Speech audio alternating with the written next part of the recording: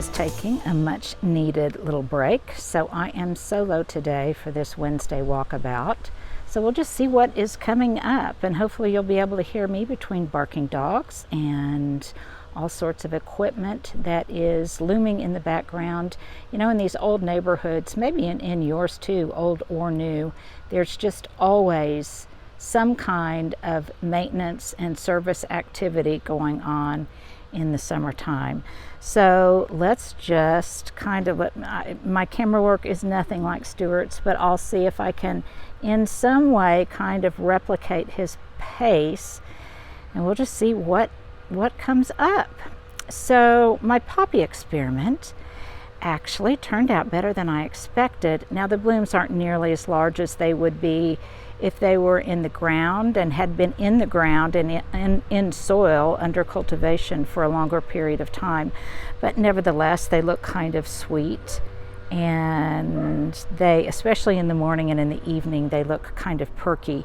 When the sun comes out and is full force, they get kind of tired by the end of the day, especially if it's windy. Now, the orange rocket barberry and those baby gems, my beloved southern living plants, are doing beautifully. This golden barberry is almost doing too well, so it is one of the things that I'm going to be pruning. So I'll give you kind of an idea of what's going to be going on and what activities I've scheduled for the next couple of days. So let's go back to the potager, because this is where a lot of the focus will be really in the coming few days, and that's because things are changing. The cool season vegetables like the lettuce and the dill and some other things, once they produce and have finished, then those will be coming out, and I have some things that have been started both by my friend Monica and some gifts. You can see these were gifts from my friend Patty over here, some shishito peppers in the little red cups. And then in these two baskets, these are a couple of my Kobo baskets. This is cut and come again lettuce, and both of these have had a full harvest. Now this one has flushed out again, and I'll get a second harvest out of that. And this one, when it grows up, I'll get a second harvest out of that. And you can see I even seeded a few new lettuce seedlings in there, because pretty soon it is going to get too hot. It's going to get too hot for the lettuce, so I'm just going to enjoy it for as long as possible. You can see what is clipped and what is not clipped of the boxwood hedge, which is coming out beautifully. And if you didn't watch the video that I put up on was it a risk worth taking, by all means it was. And it will continue to look even more beautiful as the weeks passed and we're under consistent warmer temperatures. The larkspur is blooming now, and all of this came up from seed. The larkspur is blooming in one of the quadrants of the potager. And when it's done, that's typically, I'll probably plant my basil or maybe some tomatoes in there. And then in here, I have all sorts. I've really had good lettuce production this year. Partly because I don't have nearly so many sow bugs or roly-polies as I normally do in the spring. I think partially because it was just so dry over the winter time. I planted some little strawberry plants around the perimeter of the circle, and I did elevate the urn just a bit. I don't want it too high, but I did elevate it just a bit. Someone recommended that I do that. And when the pruning of the boxwood is complete, I will show you what it looks like in its entirety. Now over here I've got, I think when I get finished with this video, I'm going to cut some chive and bring it in, and maybe make a goat cheese and chive omelet, because I haven't eaten yet today. But my herbs are doing pretty well. I need to give something to induce bloom, more heavy bloom in my geraniums, and I will do that. And I've also been clipping and pinching a lot more on my olive trees and on my guava, and I'm going to be doing a whole segment on pruning, shearing, pinching in probably this weekend in one of my videos. This bay tree that's sitting here in the front of the potager, completely, it overwintered inside, completely lost all of its leaves, was just a bare cane, albeit a tall one, but it is fleshed out almost completely now. And it makes a good end point along with this hose reel to kind of take up some space where those boxwood balls were. And that leads me to a little bit about garden design, and I'm also going to be doing some garden design fundamentals in upcoming videos. If you've read my book, I discuss a lot of the basics. You can see here what is pruned and what is not pruned. But then I've got a little harvest basket hanging on this hose guide, and if I step back, let's see if I can walk backwards as well as Stewart can. You can kind of get an image of what things look like. And I think, I'm not 100% sure on this, and I loved all of the recommendations you all gave me on what to plant along the brick paths in here. And I think I'm going to go with creeping thyme because it's lower, and I just have to go out and get some. But I'm not 100% on that. I've got some time because I'm waiting actually for probably for the harvest to be lettuce. The lettuce to be harvested. A little dyslexia moment there. And I really, gosh, the larkspur looks pretty, if I do say so myself. Which leads me to my question of the day. Do you love larkspur as much as I do, and do you grow it? And if you have not, do you know just how easy it is to grow? Because it really is easy to grow. The alliums are a bit beaten up from the wind. We had a little respite from the wind for a couple of days, but boy, then it came back with a vengeance. But they still stand tall. So someone had asked me if I stake my alliums, and that's the beauty of alliums, is unless it's something just really, really extreme, which is not unlikely in our climate, they still, for the most part, can stand tall. Now, in the past, they have looked so beautiful with poppies in bloom simultaneously. Nevertheless, I'm kind of liking just this quiet purple and chartreuse vibe from the sunshine ligustrum. And the iris have really been beautiful. And as I've said before, I've mixed feelings about iris, but this year they really have been beautiful. And then I want to point out a couple of things. You can see here that I've got my tarp out, and here's a tip. This is just an inexpensive shower curtain for the clippings to fall on.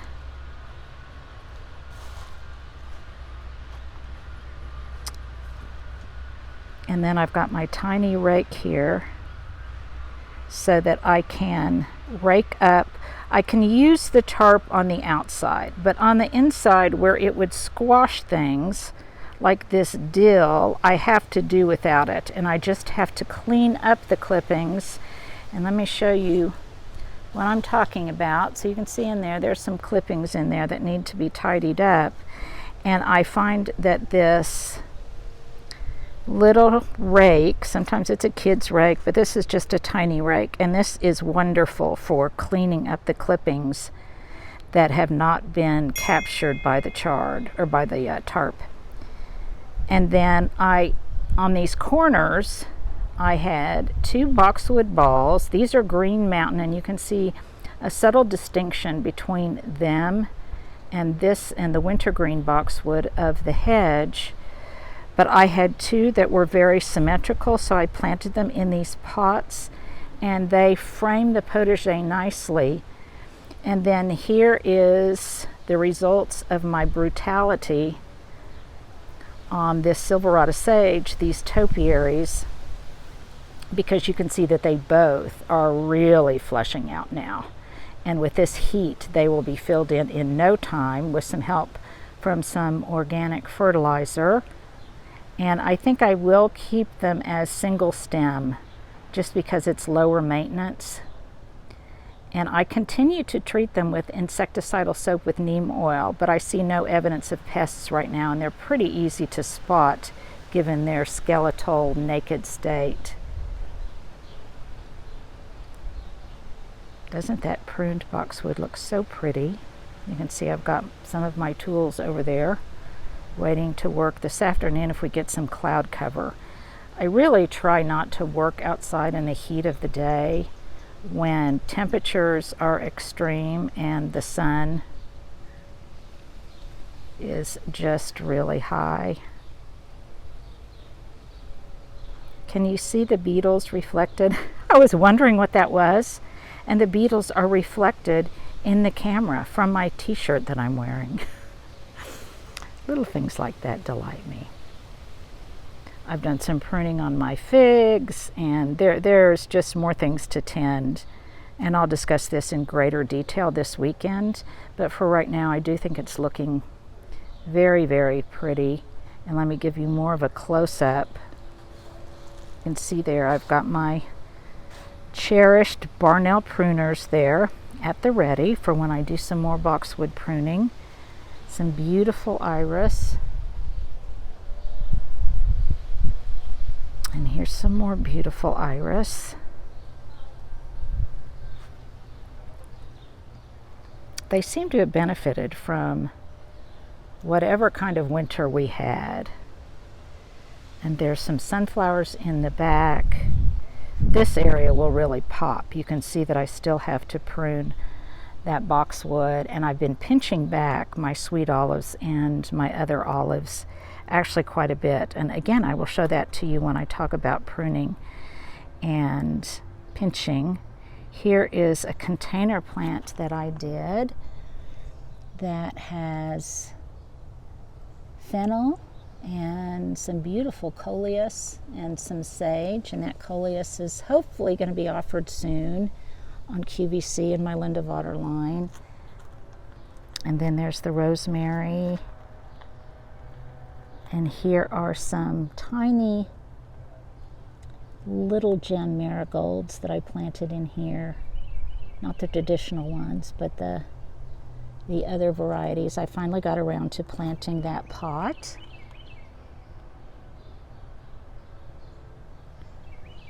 Have to do a little remedial work on the other finial, so it's in the hospital right now. And boy, I am like you guys. I wish we could get more of those in on QVC, but it's just very difficult right now. If they're offered again, I will definitely, you'll be the first to know.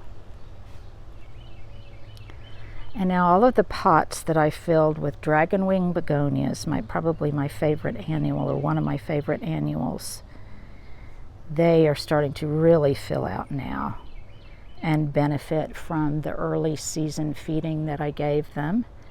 And this sweet little noisette rose, this was a gift from my friend Jean, who was a garden editor at Southern Living, and he gave that to me years ago.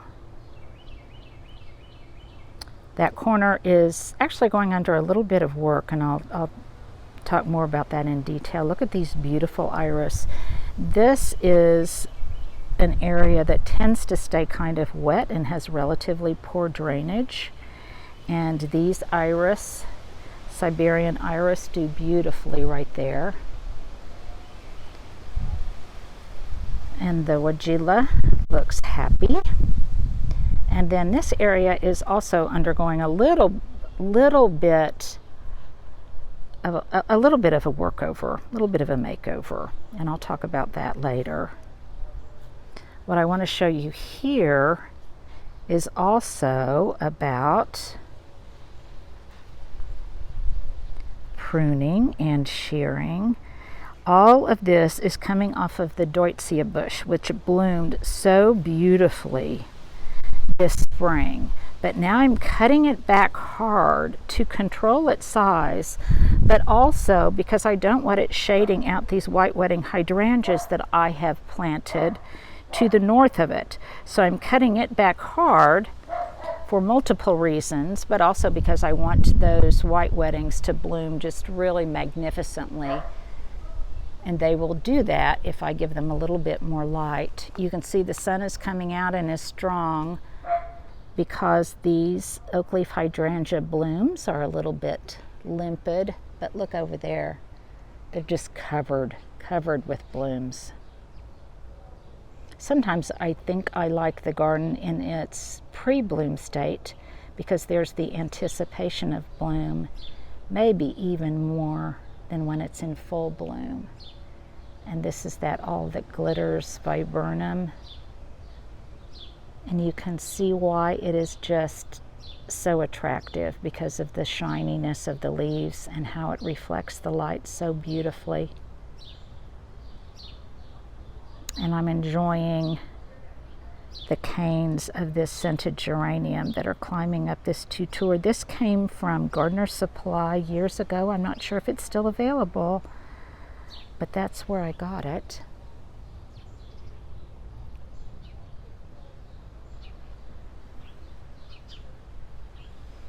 It's been really the past couple of days for spring. It's been sweltering, way too hot for May. Today it's a little bit cooler. Here's another basket filled with partially just cushion hydrangeas, or excuse me, cushion begonias, but also some dragon wing begonias in pink. I try not to, as you guys know, I try not to have too many colors in my garden. And there's been a lot of pinching and deadheading done on all the geraniums because so many of the blooms got spent in this wind. And this elephant bush, this succulent, is out here on summer vacation, just temporarily, just hanging out, getting some sun.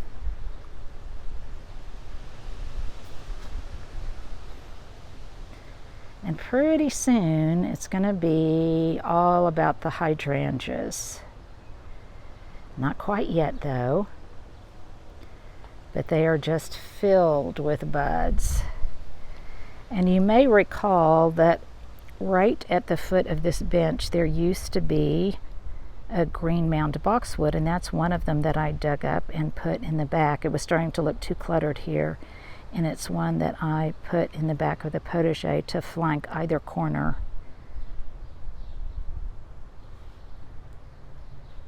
And I do have some buds on some of the macrophylla hydrangeas. And of course there's going to be all sorts of buds and are on Annabelle.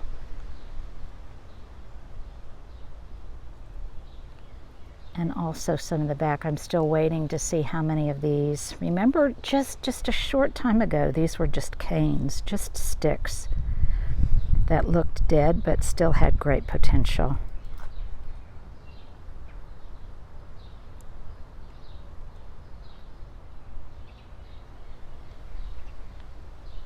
I do wish it wouldn't be so windy and so humid so that we could enjoy more time outdoors.